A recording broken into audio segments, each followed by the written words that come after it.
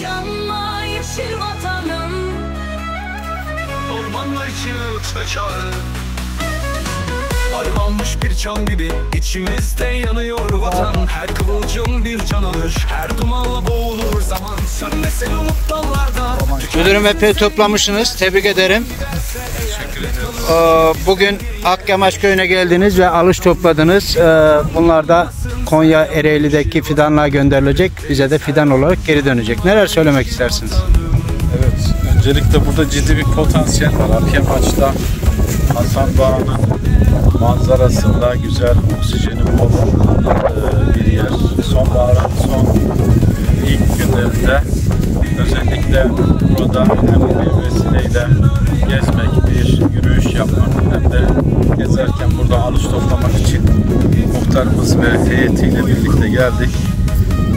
Ben Aksaray'daki çoğu arkadaşlarımızı, dostlarımızı, vatandaşlarımızı buraya davet ediyorum.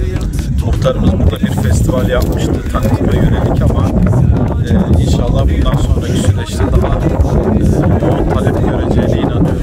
Akyamaç keşfedilmiş yerlerden bir tanesi. Az önce de ifade ettiğim gibi tabii güzellikleri çok iyi.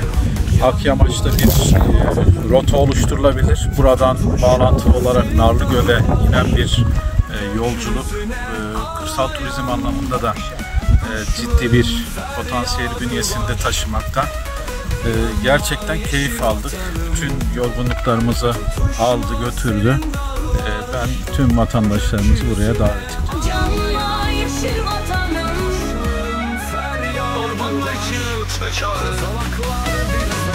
Armanmış bir çam gibi içimizde yanıyor vatan. Her kıvılcım bir can alır, her dumanla boğulur zaman. Sönmesin umut dallarda, tükenmesin serin yerler. Orman giderse eğer ne kalır ki bizden geriye?